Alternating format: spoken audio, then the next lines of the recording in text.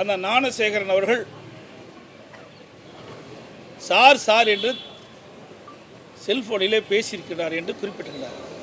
அப்படி என்றால் அவர் யார் என்று இதுவரை உயர்காவல்துறையர்கள் தெரிவிக்கப்படவில்லை. இதை மறைக்கின்றார்கள். இது வன்மையாக கண்டிக்கத்தக்கது. அது மட்டுமல்ல, பல்லாயிரக்கணக்கான மாணவ மாணவிகள் படிக்கின்ற அண்ணா பல்கலைக்கழக பொறியியல் கல்லூரியில் எப்படி இவர் அடிக்கடி அங்கே நுழைந்து வளாகத்தில் சுற்றி தெரிய முடியும்? எந்த பாதுகாப்பும் இல்லாத ஒரு சூழ்நிலை இருக்கின்றது. இந்த ஞானசேகரன் என்பவர் சரித்திர பதிவேடு குற்றவாளி. இவர் மீது 20க்கும் மேற்பட்ட வழக்குகள் பதிவு செய்யப்பட்டதாக பத்திரிகையில் செய்தி வந்துள்ளன. சில வழக்குகள் தீர்ப்பு கிடைக்கப்பட்டிருக்கின்றன. இன்னும் பல வழக்குகள் நிலுவிலே இருக்கின்றது.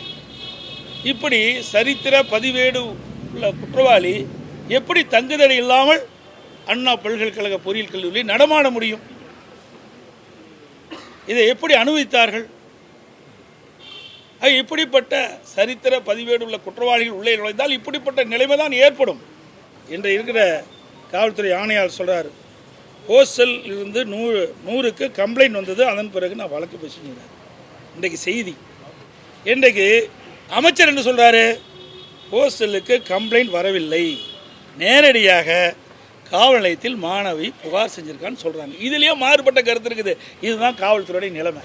வருகிற 30ஆம் தேதி காலை 10 மணி அளவில் தமிழ்நாட்டில் இருக்கின்ற கழக நீதியாக, அமைப்பு நீதியாக இருக்கின்ற மாவட்டங்களில் அனைத்து இடங்களிலும் அனைத்து இந்திய அண்ணா திராவிட முன்னேற்ற கழகம் இந்த ஆட்சியில் தொடர் பாலியல் உள்கொடுமை நடவதை கண்டித்து கண்டன ஆர்ப்பாட்டம் நடைபெறும்.